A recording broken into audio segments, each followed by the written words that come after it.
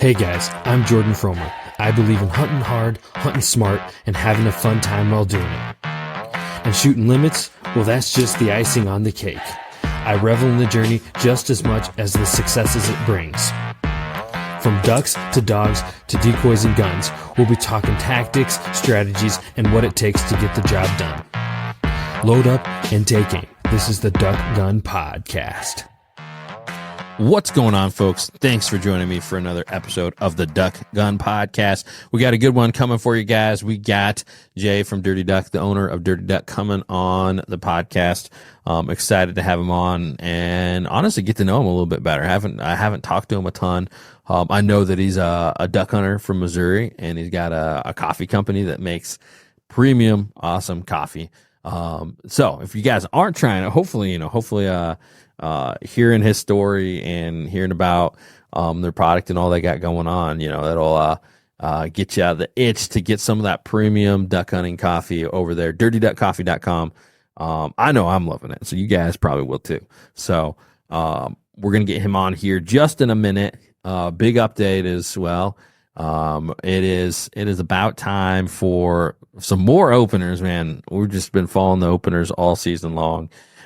So I shouldn't even say that's a big update. It's just, kind of to let you know what's going on. It's just, this time of year, and we're churning through the hunt. So, the front end of my season, man, I always front load it with openers, and I wouldn't have it any other way. I love getting off to these hot, heavy, fast starts into waterfowl season. But before we get to the main podcast with Jay, let's get a quick word from our partners, and we'll jump right into it. So first off, guys, we're going to talk about Dirty Duck Coffee. Guys, Dirty Duck Coffee, making premium coffee by duck hunters for duck hunters. I know a lot of you guys are coffee drinkers, and you're probably just going to Walmart and getting some traditional coffee. Traditional is probably not the right word, but yeah, just your ordinary every day. You guys gotta take a chance here and try some of this Dirty Duck coffee. If I can't convince you, maybe Jay will later on today.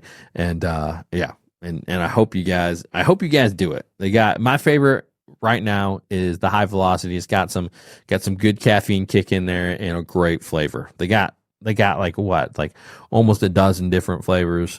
I shouldn't even say flavors. Some of them, they do have some flavored coffee, and then just blends.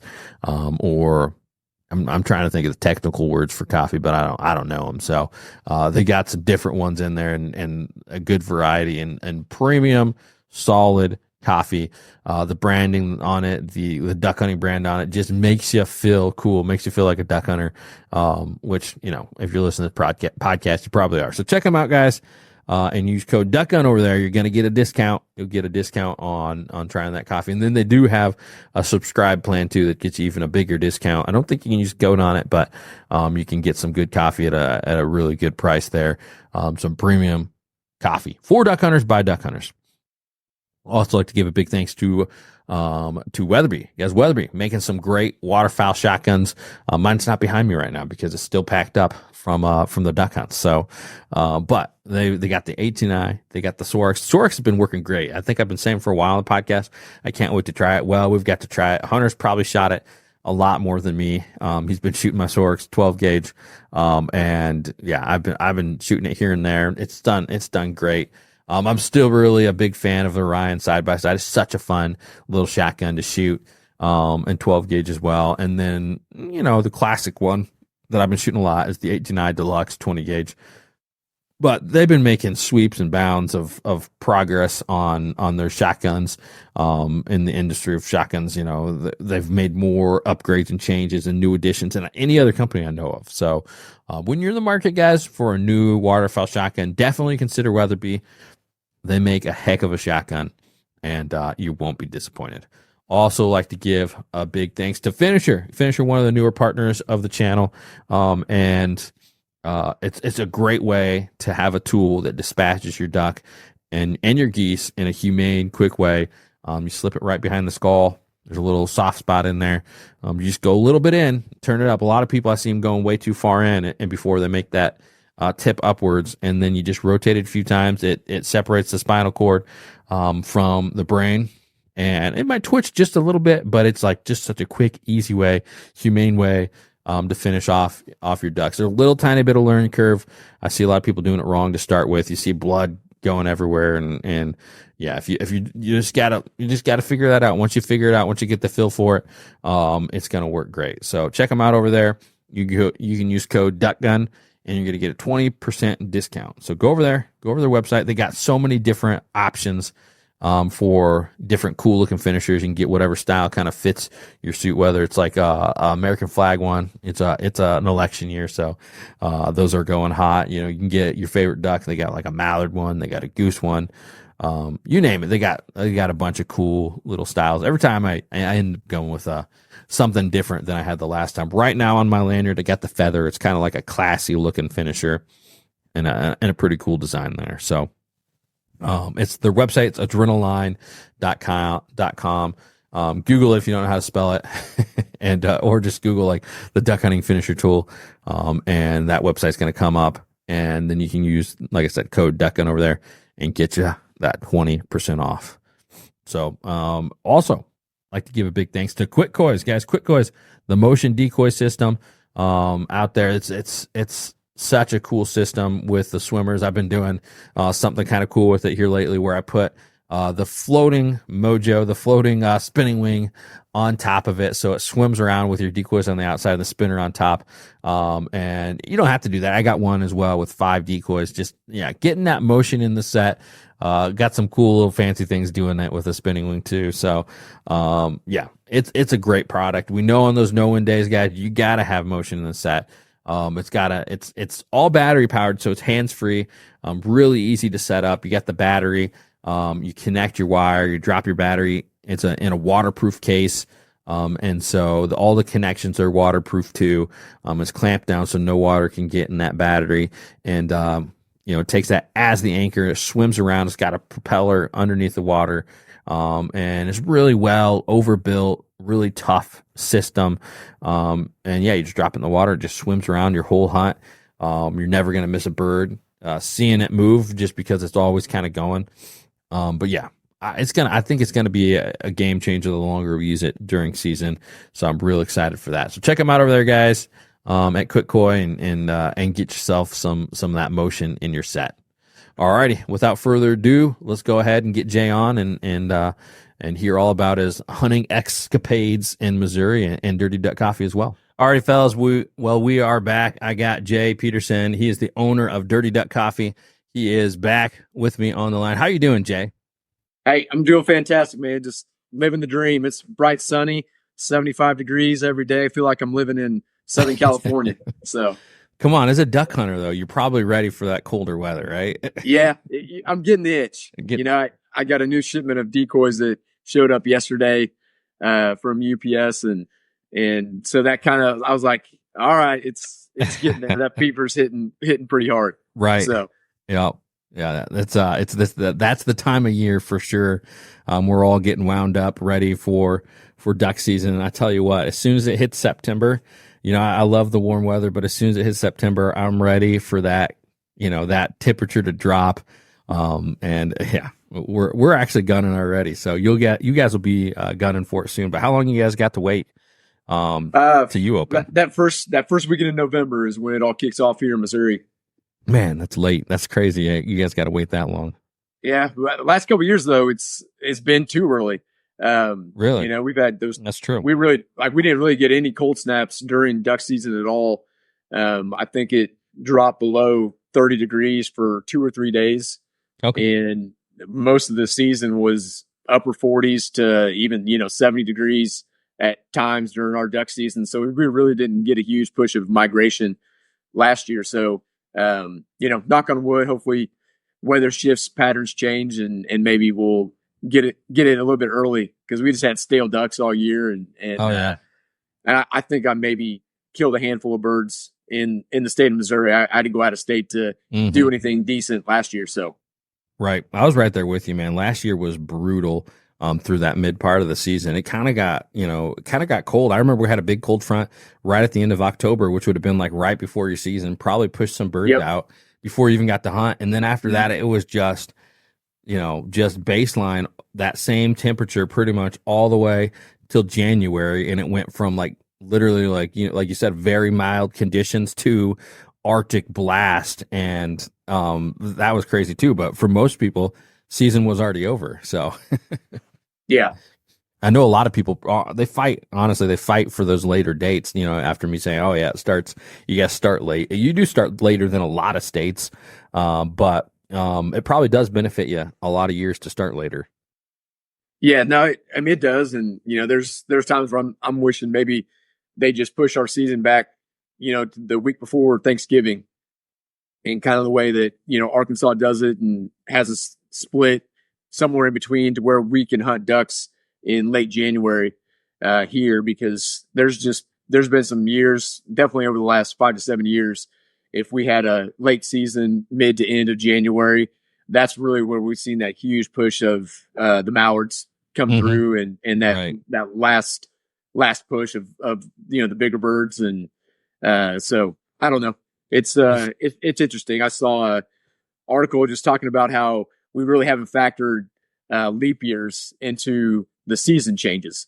Okay. And how if you look over when we started doing leap years and put that into the calendar, that's why we're seeing the weather pattern shift where it's warmer later and getting colder later than it has been over the last 50 to 60 years. And so I don't know, maybe it's just conspiracy theory, but I tend to agree. I think seasons are about a month behind. Like we've got a real warm September, and we had it was upper 80s, upper 90s about a week and a half ago here. So I think it hit 96 a couple of days, and that's just not typical. From what I remember as a kid growing up, that September has. Right. Yeah.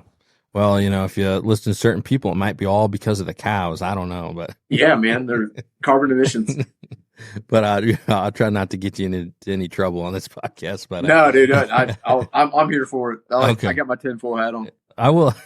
I'll have to look into that leap year thing. That's actually the first I've heard of it, and that's an interesting theory. So, I'm not a meteorologist or I don't know what the right term is for the study of leap years, but I'll have to look into it because that's an interesting thought. But I think you're right. Most people would probably be okay with them pushing it back about a month, as long as we got to hunt later and still have our 60-day seasons. Or if you're in the Central Flyway, what is it, 75? Or if you're in the Pacific Flyway, they're getting like 100 days or something ridiculous. So yeah. Is Missouri's Mississippi Flyway though, right? Is it? It's Central and Mississippi. So okay, most of the state is in the Central Flyway. Okay, and then it kind of splits, and then you got the Mississippi River that runs down through St. Louis and down through the Boot Hill and in that direction. But most of the state, west of Columbia, which Columbia and Jefferson City are right smack dab in the middle, are we're mostly getting that Central Flyway, and especially here, I'm in Kansas City. So the north, Kansas City, Missouri, northwest side of the state, we're definitely right below the Prairie Pothole and that Central Flyway. Yeah, you're in a good part of the state then. That sounds like some good duck hunting. I know I've actually never hunted Missouri, but I've drove like right where you're saying. And I remember driving across. It's the Missouri River right there, and like just duck being everywhere. Not to like hot spot Missouri or anything like that, but it looks like you guys have some good stuff. We do, and overall, I mean, there's definitely complaints about some of the ways that conservation department does things, but overall, we got a pretty good conservation. They've set up a lot of great public lands that hold a lot of birds, and so I feel like we're getting a lot more, birds that make Missouri a stopping place and even a staying place. They'll, just stay here for a while longer than they used to. I feel like before they had all that, they just fly right through and not really concentrate in Missouri the way they do. And I don't know, maybe that's weather changes. Who knows? Some people say it's the flooded corn and all that, which could be, I don't know, but yeah, so get that tinfoil out again, right? Yeah, absolutely. There's a lot of different factors. I don't know if we'll ever know, but there's all the theories, and whoever's not getting the ducks is the people blaming the people that are getting the ducks, and it shifts every year, and it's tough to keep up with it and tough to know. and I think we're just mostly guessing. So, Mhm. but But I know. you get on that eastern side though that has where the Missouri and the Mississippi meet. Okay. That's just a different different ball game over there. They get a lot more species of ducks that'll fly through there. So you'll see your canvasbacks and your redheads more. Some of the puddle ducks that we don't really get a huge concentration of in the Central Flyway, kind of where we are on the western side. So we're heavy mallards, pintail, gadwall. We got big gadwall push. Seeing a lot more vision than we used to. And even we're starting to see specks. So we're getting a lot more specks up in Northwest Missouri than we used to. You get pretty good Canada hunts up there too? Yeah, lots of Canadas. Nice. We have lots of Canadian geese. A lot of local geese that will just stay here year round. And, so if you're chasing farm ponds out in this area, you can stay hot and heavy on them, pretty good throughout. We have an early season for goose. So like first week of October, you can go out and I think they even up the limit. So you can shoot one more than you are during the regular duck season. And then for some stupid reason, they close goose right when duck season opens. Oh man. But it opens back up in the middle of duck season, which just let it open till, and then I think they'd run them through the end of February or middle part of February, something like that. So good deal. Yeah. So as kind of talking about the split, you talked about your split. I'm kind of curious on that. Is Missouri a 2-zone state? Or are they 3-zone? 3 zones. Okay. And there's no split. It's just straight. There is. Yeah. So, it depends on, there's only one split, and that's in the middle zone. So, basically north of I-70, except for they should just make it I-70 because it pretty much just goes east to west all across the state. They dip up, which is in my county where my family place is that I've grown up hunting on and where I started duck hunting, still do this day. Where we are in Platte County, it goes in the middle zone, even though we're north of I-70. And it's not much. It's like one county, and so maybe 15 miles north of I-70. That'll be in the middle zone, but everything else above that is in the north zone. And then that's a straight through 60 days. So they don't have any kind of split. The middle zone, it'll open up for a week, close down for 5 days, open back up, and then it runs through the rest of the season. So it's just an interesting. So you just kind of get going for a few days, and then they shut you down, and then you got to wait a few more days, and then they'll open it back up. But I like it because it lets us hunt into that second week of January. Right. And so we can catch some of those late migrators. If it's been a warm season, we get a shot to kind of get a little bit of weather that might push them back down through. So I like that it's open a little bit later. Sure. Yeah. No, we got in Indiana. I feel like our late split is one of the coolest parts that they do with our setup. And we actually get, our season starts and it almost goes straight for that 60 days, but then they leave 9 days off at the end. And, we get a 9-day split where it's the last 2 weekends of the year, which splits from December to January. This is north season or north zone of Indiana. So that, it's like we're off for like 2 to 3 weeks. And then we have that split come back in, and a lot of times that's when we have that really cold weather come in. So yeah, anytime that states are willing to do like a late split, Michigan just does a 2-day split. Every state's a little different, but it's really, you get some really cool, unique hunts that you wouldn't otherwise have, the later you push it back into season where, it's atypical, like where we're getting to break ice holes and hunt, little sections of the river that are staying open. And if they just had a regular 60-day season, most years we wouldn't have that. So sure. Yeah, I'd definitely be a fan of it. That'd be really cool if you could see something like that in Missouri, because you get some cool opportunities. State of Kansas, which I could be in Kansas in 20 minutes. They do a split at the very end. So they'll open up for, I don't know if it's 5 days or 7 days, but third week of January, they'll just do a late split and open back up. And, I think they do quite well, and guys, they like that over there, and you catch those late migrators. Right. Late migrators coming in. If nobody's hunting, they're finding all the spots. Oh yeah. They get to rest, and then you come in fresh on those spots for almost like a second opener. And you get rid of, nothing against the fair weather hunters, but a lot of those guys aren't willing to come out for that second late, cold, Sure. harsher opener. And so it's just, yeah, it's a lot of times it's some really fruitful hunts to end the season. And yeah, I'm glad we got it. And it's like I said, even Kansas, I've actually came out there for that in the past too. And you get some cool stuff going on. So, yeah, let's talk about how you got into hunting. Have you always been a lifelong hunter, or you got the like me, the adult onset waterfowl bug, or Yeah. what's your story on that? No, I was very, very fortunate. So I grew up in a divorced household. And the benefit of that for me was, my stepdad, I call him my bonus dad, Bill Duncan. He was the big duck hunter.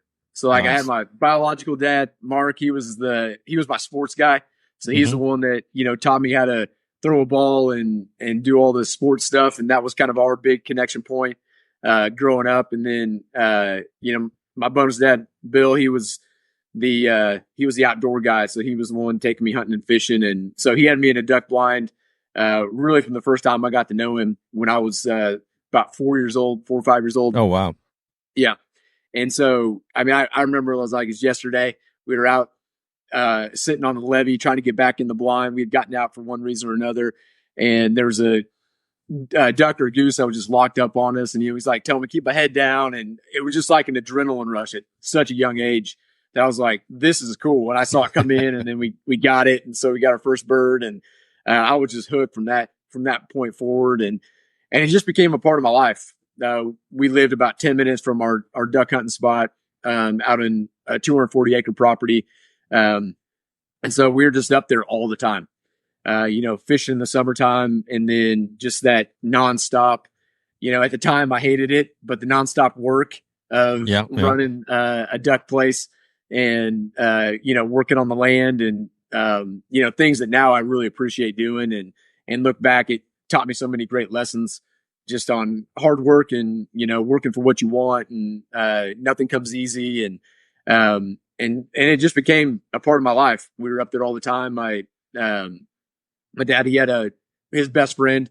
They were hunting partners for, 50 years or so, Mr. Bierman. And so, I mean, he was like a second dad to me, and, just grew up with those guys. Just, if you guys, the Grumpy Old Men, if you've seen that movie, but that was their personality. I mean, they were always just back and forth and busting each other's chops, and, just seeing that interaction with them, just having a lifelong friend, in the industry, and doing that together.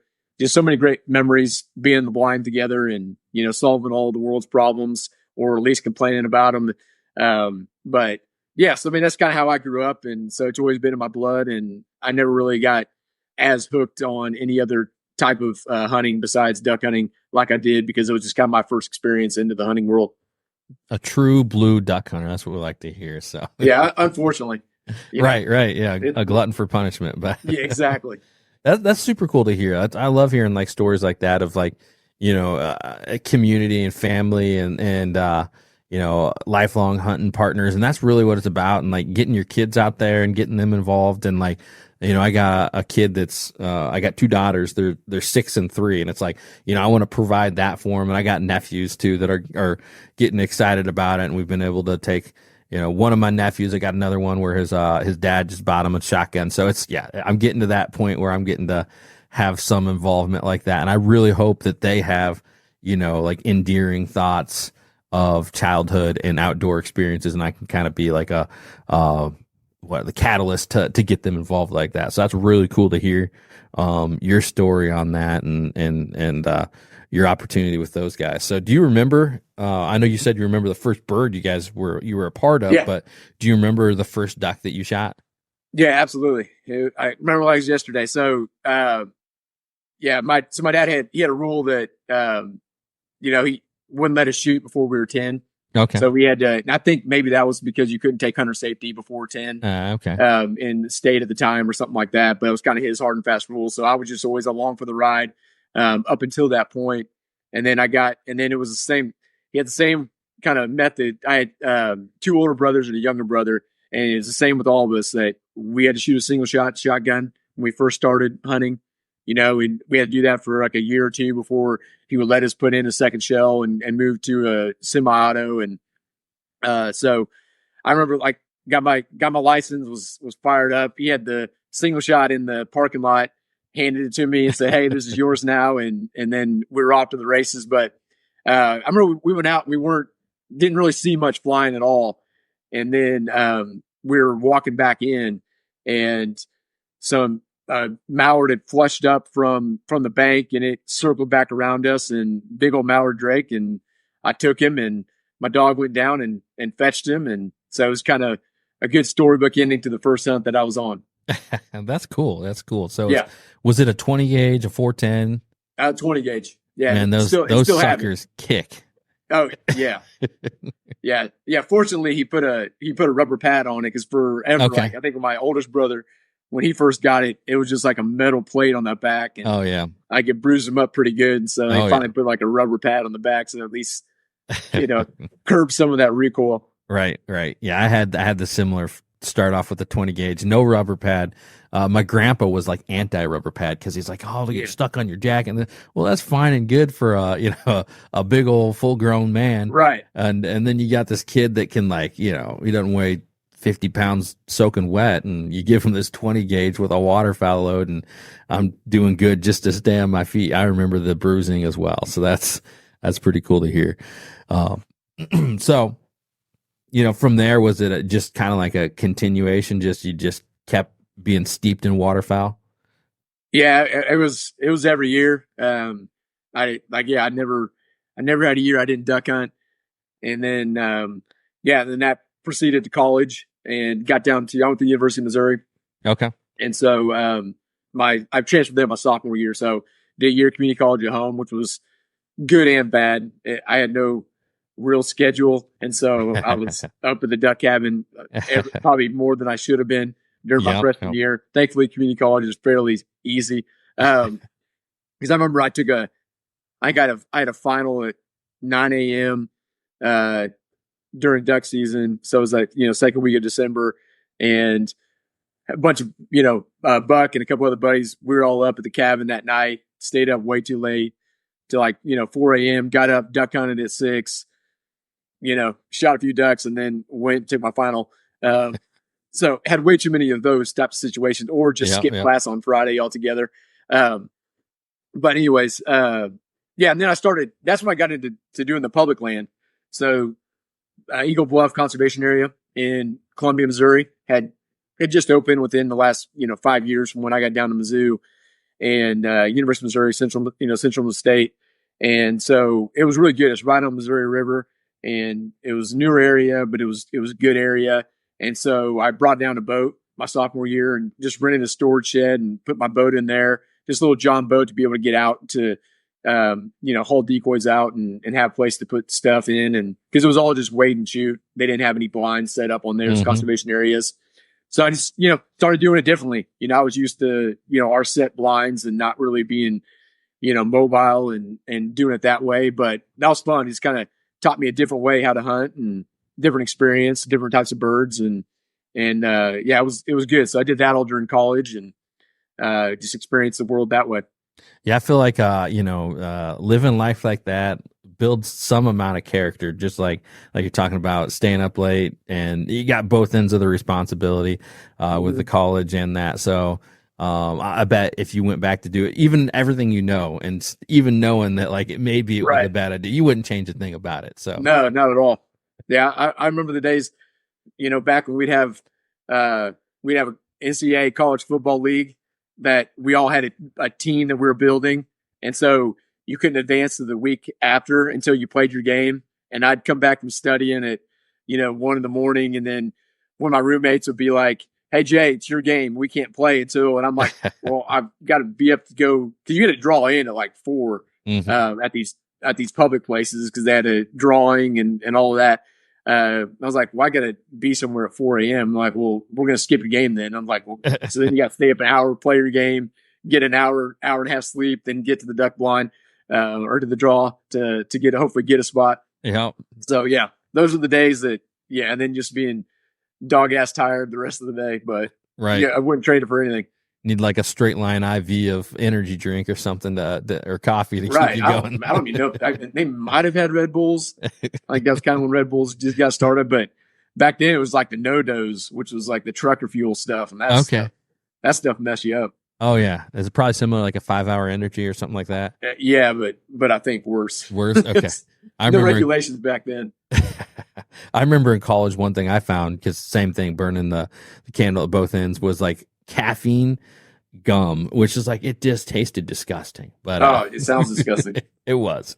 So probably a similar situation there. But one thing, kind of to hit back on, you talked about on your first bird you shot, your dog went and got it. And, a lot of hunters, they get mad at me for saying that, like, it's not, you don't know duck hunting until you duck hunt with a dog. So I don't know if you still have one or not, if it's a big part of your hunting. But for me, like, duck dogs are like as big a part of duck hunting as the ducks almost, and I had to hunt last year. First year I had to hunt without a dog. And now I'm back to hunting a dog. It just brings so much fulfillment to me. So I want to hear a little bit about your childhood duck dog, and if you still got those feelings, or if I'm kind of going off base for how you feel. Yeah, no. I mean, I love a good duck dog. You can't beat it when you got one. And for me, it's always been a balance of the time. So I've never. So as an adult, like, I've never had my own that I've trained. We got a Labradoodle because I have 3 girls, and so we got a Shih Tzu who's like 8 pounds, so not a chance that one's hunting. But then we got Labradoodle. We got Labradoodle. I was like, well, maybe, and she's smart and definitely likes to fetch and all that, but really didn't take to birds. So, anyways, I probably missed my chance to have my own duck dog, but that's all right. But growing up, we had golden retrievers. Okay, that's cool. And that was kind of back when golden retrievers was still hunting quite a bit. And so, I mean, I had a non-formally trained dog named Bear. And I mean, he was just a beast of a dog. He was, about 100 pounds, just stocky. And he just had the natural instinct. Mm-hmm. I mean, we weren't like casting him, no hand signals, no real formal training on him, but he'd go out there and he'd go out and get the birds. And we had a lot of great hunts with Bear. He was a great dog. So he was like my childhood duck dog. And then when I got into high school, we had got a fully trained lab out of Alabama. Okay. And her name was Kayla, black lab. And I mean, she wasn't big at all. She was maybe 60 pounds, soaking wet. But that dog she had a motor and would just go. I mean, she was one of those dogs at 13 that were still like hyper. And so that was who I hunted for the next 13 years, kind of in that second part of my hunting career. And then really since then we haven't had a real hunting dog, but I've had lots of buddies with dogs, and I've been to different properties where people had dogs, and so it makes it a different experience when you have a good duck dog. But for me, I want to make sure if I do it, I want to have the time to be able to do it right and give them the attention they need. And so I really haven't had one myself here for a while. Nice. That's cool.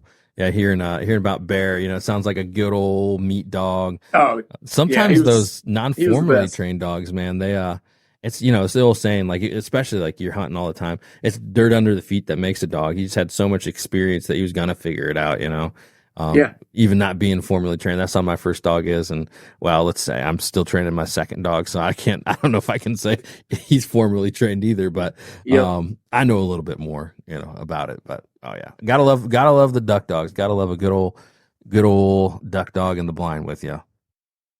So now you talked about your experience with like public land versus private land. And I'm on both sides of it. I hunt public and private.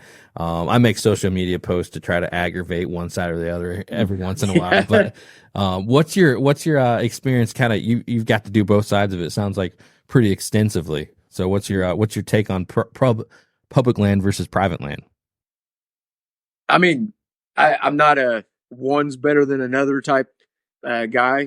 I think both serve a great purpose. I think sometimes the public kind of adds a little more adventure to it, especially if you're going into an area that you're not familiar with. You got to do a little more research, put a little more time into it, scout out some more areas.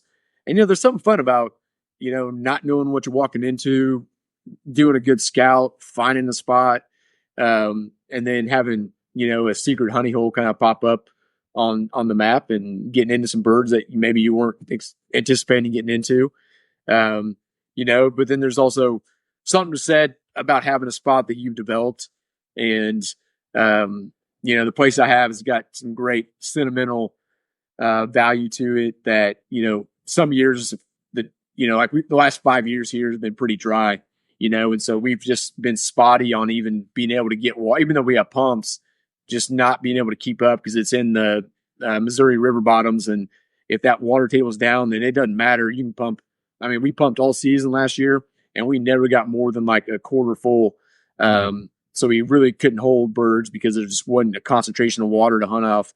But it's fun just kind of seeing your own land come to fruition and then, making adjustments throughout the year and really just kind of making it your own. Nice. So what is your setup? You talked a little bit about you're still hunting on your family farm, you got permanent blinds and you're growing crops and flooding it and all that. So it's been hit and miss. Like I said, it depends on, Mother Nature. There's some years that we haven't been able to get crops in there. And so it's just, developing natural wetlands and different grasses and vegetation and, possibly getting in millet if we can get millet in, if we can't get corn in. But just natural vegetation works really well too. And, you don't hold birds as long, when you don't have a real deep food supply like you do when you have corn. But at the same time, you still get birds in if you're able to put water on top of that natural vegetation. So we've got an original 40 acres. That's what I grew up hunting on and that's what I hunted on until I think it's 2011. We had another side of the property that we were able to do some dirt work and kind of move things. And we created an additional 70 acres. And so we've got pumps on both sides and, we're able to find a real cool manufacturer down in, Arkansas that made these metal pit blinds that's got like the retractable roofs on top that worked really well and were, fairly inexpensive to put in. And so we had, 4 or 5 of those put in and, that's what we primarily hunt on. Blind Spot Outdoors, Joe Harris's company. I've got one of his floating skid blinds, awesome, which are super cool. If you haven't seen his company, he's really developed it now. I mean, they got all kinds of different, skids and floating skids and things for any kind of, place. But what's cool about those is you can maneuver those around. So as long as you got, 8 to 10 inches of water, you can push it pretty easily throughout a marsh, or you can drag it behind a Polaris or something, on dry ground and kind of be able to move to where the birds are. If you're having different luck in different areas. So cool. Yeah. That sounds like it keeps you busy, not only in the season, but probably off season as well. Yeah. Which I like the planning and the strategy. I mean, sometimes I like that just as much or more than the actual hunting. It's just kind of fun putting it together and doing the work and just kind of building something yourself. Definitely. And then I'm afflicted by the same bug, but you couldn't just be a duck hunter. You had to, be a duck hunter and beyond. So let's hear about, Dirty Duck Coffee. From the first time I saw it, man, I'm just like, man, like your branding on it, your whatever you want to call it, artwork and logo on the bags of coffee. I mean, it's very eye catching just from the get go. So let's hear about your story there. Yeah. So that really all centers around my relationship with Buck Heath. So, we're both co-owners of Dirty Duck Coffee, but before Dirty Duck Coffee existed, I was a very, very bad friend. I said, "Hey, Buck, you should come duck hunting in high school. You're going to have a lot of fun. It's going to be the best decision that you'll ever make in your life." Which tongue in cheek, hey, it's a double-edged sword. Yeah. So of course he went. He'd always been an upland bird guy. So his family, they'd go out in central Kansas and Nebraska, places like that, and do pheasant hunts every year as a family. And that was kind of his, and then fishing and different outdoor stuff. But that was what he was really into as a kid. And then I said, "Hey, come check out duck hunting one time." And he got the bug. And so we both went our separate ways after our freshman year of college. And he transferred up to Missouri Western. So it's a Division II school north of Kansas City, about 30 minutes in a town called St. Joe.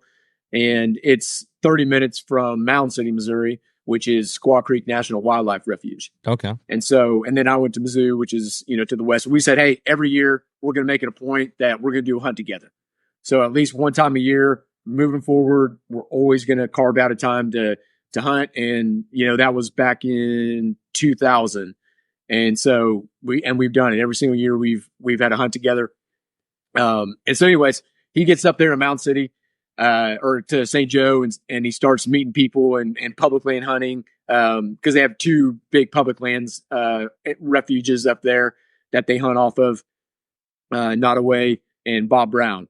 And so he was really hunting heavy on Bob Brown with some of the locals there. Got to meet some of the people that lived up in the Mound City area. Mound City's got, like I said, Squaw Creek. It holds, they'll hold 300,000 birds at their peak season. So anyways, gets really excited about doing that up there.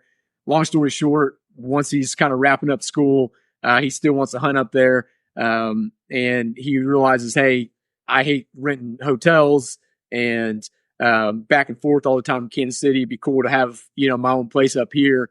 And so he bought one of the downtown buildings in 2007. Okay. And it was, dirt floors falling through. Oh, man. And it was like an old saloon. So way back it was built in 1887. Oh, wow. So it's one of those historic buildings on the main street. And somebody walked in because he was renting a place 2 doors down that we nicknamed the Musty Duck. That's how bad it smelled. And so when somebody walked in, said, what do you call this place? The Dirty Duck.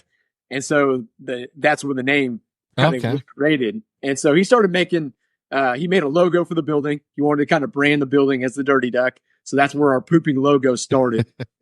And then, a couple years later, he just started making some hats and hoodies with the logo on it and the Dirty Duck name on it, and started passing them out to friends and family and people that would come and hang out. And so he renovated the entire building. And so like the main level, when you walk in, you're walking into like an old saloon, and so he's got a bar top and he's got shuffleboard and big buck hunter, arcade game. And so whenever he's in town, cause he lives down in, South Texas now, he's been down there about 20 years, for his main business. And, whenever he's back up, if the lights are on, people show up. And it's kind of, BYOB. It's not like a public bar or anything like that, but he hosts a Christmas party there every year. So we call him the unofficial mayor of Mound City. But yeah, it's just kind of your hangout, honky tonk, good time. And sounds like a man cave. Yeah, it is. It's your ultimate man cave. And then he's got his sleeping quarters above that, studio apartment. And so, yeah, it's just kind of evolved into that. And then when COVID hit and both of our traditional businesses were shut down, he kind of just said, hey, I'd like to do something with the brand, but I need like a staple product. And so that's when he came to me and he's like, hey, what about coffee? He's like, no one's really doing it well in the waterfowl space and outdoor space at the time. And so I was like, sure, sign me up, man. Let's do this thing. And so we just got to work. We had a lot of time on our hands.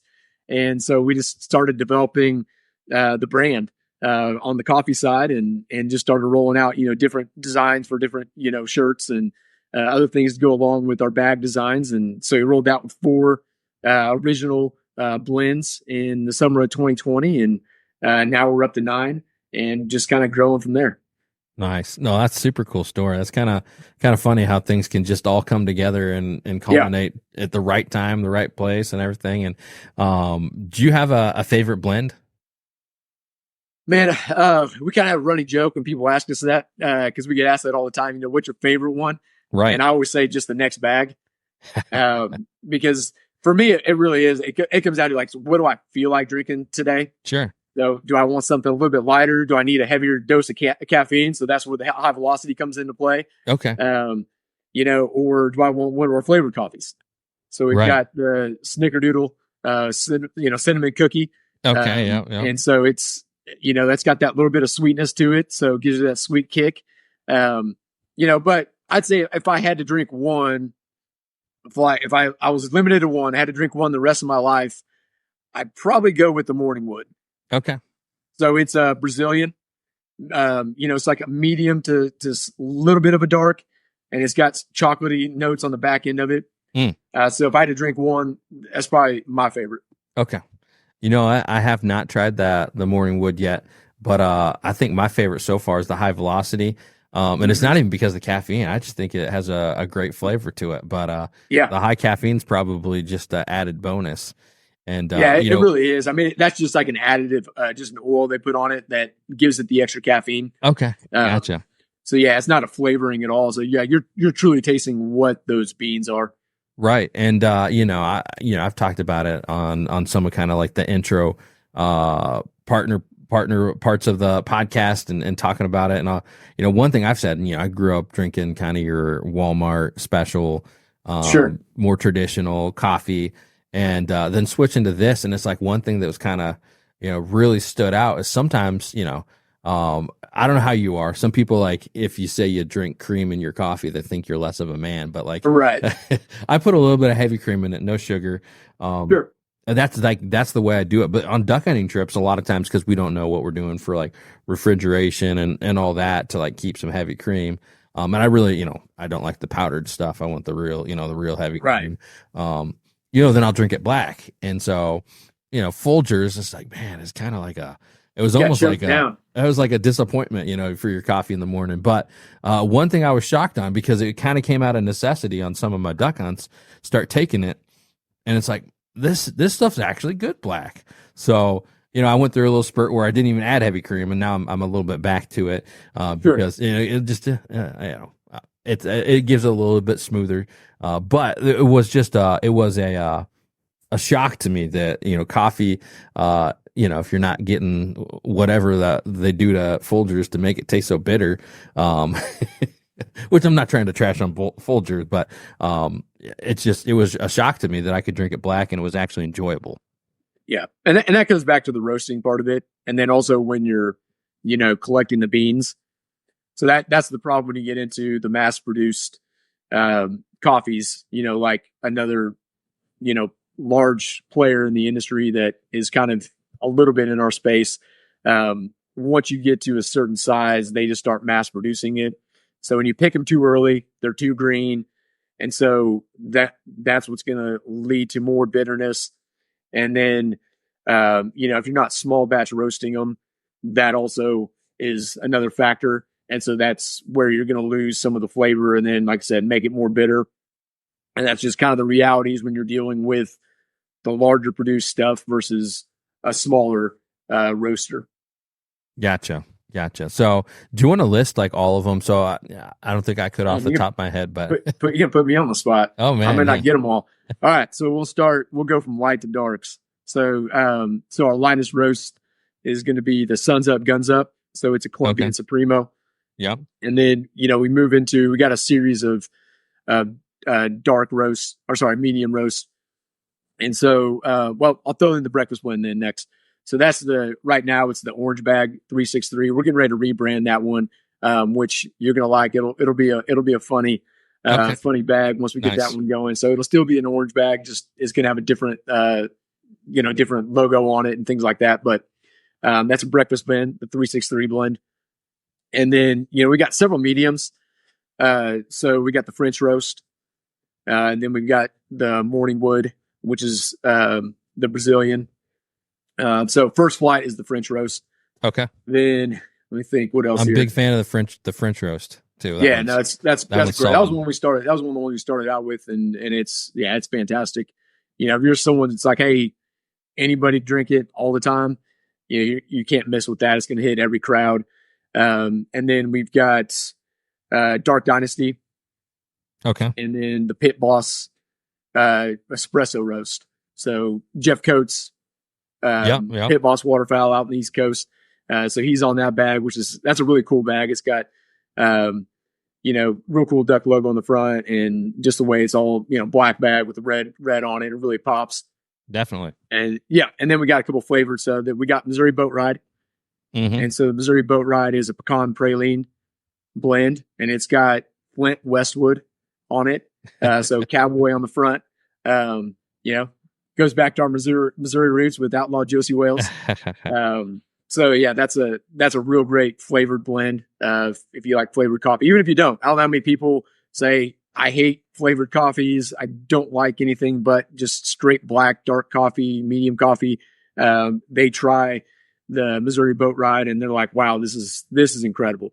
Yeah. So, and then just when you open the bag on that one, it's just, I mean, yeah, it smells phenomenal. Like, I mean, Yeah, if I could buy like this scented morning. candles and that, like, Yeah, I know that's probably something we'll end up doing is taking a lot of these and trying to make scented candles out of them or something. But yeah, now I opened a bag this morning and that's what I had was Boat Ride this morning. And I was like, man, this smells so good. Especially when it's got a little bit heavier on the praline, cause those are oils too. So, a lot of people say, well, you know, I've got a nut allergy. It's not an actual nut going into it. So you're not going to have to worry about any kind of, you know, allergies or anything like that. So it's just a flavored oil. And then cinnamon teal snickerdoodle. So it tastes like a snickerdoodle cookie. nice. Which, yeah, that's our number one seller. Really? We sell that the most. Okay. Yeah, I've yet to so- try that one too. That's interesting. Yeah. Now I think I hit them all. So should Okay. be 9. Should be 9. Did on you there. get the- And of course through high velocity? Did you get the one with the sea duck on it? What's that one called? That's the Pit Boss. Oh, okay. Okay. Yeah. Yeah. Okay. Yep. I'd have to take a closer look at it. I didn't realize that was Jeff Coat on there, but Yeah, he's on the back and then the duck's on the front. okay. Gotcha. Yep. Cool. Yeah. Yeah. You guys got quite the variety. And like you said, it's like just the next bag is the next good one to try. I haven't tried one that I haven't liked, and I have not been through all 9 flavors yet. So Well, we'll have to get you a few more. Yeah, let me know which ones I haven't sent Sure. you, and we'll get you some more sent over. good deal. Awesome. Well, I'll be interested too to see what you got with the new branding on your breakfast blend. Do we get an inside scoop, or does that have to wait a while? Man, I think we're close. I'll have to do that one off air. Okay. So Not a problem. it's one of those things. I don't. You know, there's a lot of people that like to knock stuff off. So Yep. I want to try to keep it to the close to the best, and so we get right there at the end. I hear you on that. You got a smart business choice there, probably. So Yep. good deal. Well, you got any big waterfowl plans coming through leading into season now? Yeah, we're gearing up right now. Fingers crossed. We are scheduled to be in Canada, over in Alberta, I believe. I think, yeah, Alberta in about 2.5 weeks. Okay. So Kick off your season. We'll be kicking off our duck season early. So, you know, hunting ducks in October's rare. So this is my first trip up north of the border, and so we're excited to get up there and do that. So the place we're going was having some issues with something with the lodges, so that was kind of in question, but I'm thinking they're getting it straightened out. So knock on wood, we're still planning to being up there in a couple weeks, and that'll kick off our season. Then, like I said, we'll start here, and then maybe making another trip down to Arkansas. We did a timber hunt down there, and got some folks down there that have offered to take us out again. So, so that's kind of what's on tap for right now, but that's always changing. We could end up somewhere where we weren't expecting. And, we're excited. Nice. Well, I just realized that I totally skipped over the lightning round while you're talking about like different habitats and all that. So, we might, use that kind of to wrap the podcast up. But, before we do the lightning round, if people are interested in picking up some Dirty Duck coffee, like where is the best place to, obviously the website, go ahead and let people know that all that stuff. And then, you're probably the biggest social media I see you on is Instagram. So anything else like you want, like if people want to come follow you and follow along with all that content, I mean, we're on the Facebooks and TikTok and, all those things. I purposely get wrong to drive my teenage kids crazy when I say the names wrong. Yeah. So, I mean, those are the places, they're the social media platforms that we're on. We're in a few retailers as well. So Green Top, if you're in Virginia, we're in 38 of Food Lion stores in the state of Virginia. Okay. So I think every single Virginia store is carrying us, first run out. So hopefully they'll be expanding and adding to more stores. But the best thing to do is to subscribe. So if you get on our website, You join the coffee club. It's 20% off every time it goes through, and it's delivered right to your house on your schedule. So you can kind of gauge how much coffee you're drinking. You can change the blends, change the frequency. You can even buy the 5-pound bulk bags. And so that's a great way to kind of get the cost down and then not have to worry about, running out of coffee. It'll always be showing up right to your doorstep. Right. And there's so many coffee drinkers out there. It's like, why not give a duck hunting brand with cool marketing? I mean, just even like having the bags and looking at them, regardless of like the superior taste and all that. Like, for me, it's like as a duck hunter, like I want to be close to it or adjacent to it or connected to it in as many ways as possible. So it's like, why go out to like Walmart or Kroger or wherever you're going and buying some random brand when you could, be connected to duck hunting that much more. And like I said, honestly, I really do believe it's a superior flavor and taste to those things you're going to find at your local grocery store. So check them out, guys, over there, dirtyduckcoffee.com, and get you some of that coffee. You're not going to be disappointed. Lightning round. Let's do the lightning round. Yeah, let's do it. We'll start off with, what gun do you shoot? I shoot a Benelli Black Eagle 3. You didn't stick with the single shot 20 gauge? I did not. Still have it. There you go. Awesome. Haven't stuck with it. Yeah. And what is your load of choice? Boss. Okay. What shot size? It'll alternate. What shot size are you shooting for ducks? I've been shooting the 4s. Okay. Yeah, 4s and 5s. I feel like, get everything I need out of those. Right. Yeah, bismuth is a game changer. Bismuth has been a game changer. So, do you shoot the 2 3/4 or the 3-inch? Mostly 2 3/4. Okay, nice. And do you change it up for goose? Yeah, I'll go down to like a 2 or 3 for goose. Nice. You got a preference on your species of waterfowl you're chasing? Man, I love shooting mallards. I mean, that's they're always going to be my favorite. So yeah, that's probably my go-to. Mixing in some pintail here and there, and then like to shoot a couple teal, kind of add the bonus back. Right. Is Missouri a 5 mallard or 4 mallard state? Oh, sorry, it's a 4 mallard, 6 duck. Okay, limit. Gotcha. Okay. And you got what's your favorite habitat you've hunted for waterfowl? Man, I'm kind of hooked on the timber now. Okay. I'd never done it before. And so, I mean, that was having them just right in your face is kind of crazy. Yeah. So that was a lot of fun. But the marsh guy growing up, that's kind of always been my favorite. Right. I don't think you can go wrong with either one, but I personally haven't done the timber. And it's kind of crazy because I feel like I've done just about everything else. Not even. I shouldn't say that. I've done a lot of. There's like infinite things you can do in waterfowl, so I shouldn't say I've done everything. But I gotta do a timber hunt one of these days. I keep getting closer every year, and it's gonna happen one of these times. So I can because that's our most common answer is everybody loves the timber. So yeah, it's special. Nice. Are you let's see? Are you a full choke? Approved, modified? What choke are you running? I run modified most of the time. Sometimes I'll go to an approved modified, kind of depending on what time of year. I might start with that early in the season and then switch over and just do straight mod the rest of the year. Okay, you doing spinners or no spinners? Off and on. It kind of depends on where I'm hunting. Okay, so you're not like a believer one way or the other. No, I think there's a time and place and time of year as well. I feel like you got to get really creative at the end of the season. So pulling them and, changing up decoy spread and making it look a little different than what they see in the entire flyway. Okay, cool. And we'll round it out here with what do you have a most memorable hunt that you were on? Oh man. Putting you on the spot.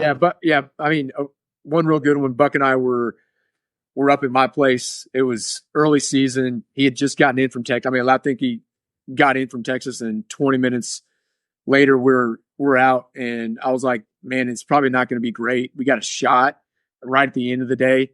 There was a cold front coming, and we knew it. But 4:30, it was still 70 degrees. We're in like t-shirts, long sleeve t-shirts.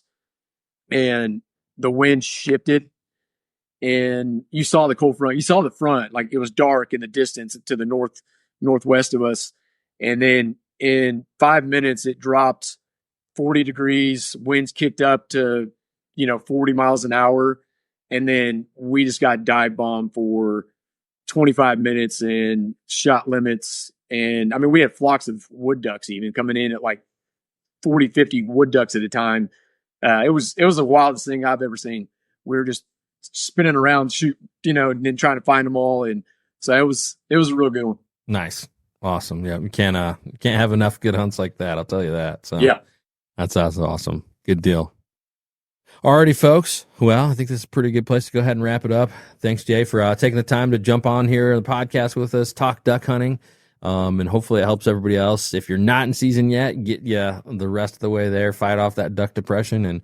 And pretty soon the whole country will be duck hunting. It won't be long now. So, again, you guys can find them over there, dirty.coffee.com, and Instagram, dirty.coffee, Facebook as well, and TikTok too. So, alrighty. That's all we got for today. I'm Jordan, Ducking Chronicles, Jay, dirty.coffee, and we'll see you guys. I appreciate you, man. It was good to be on. Yes, sir. Appreciate you as well. And we'll see you guys on the next one.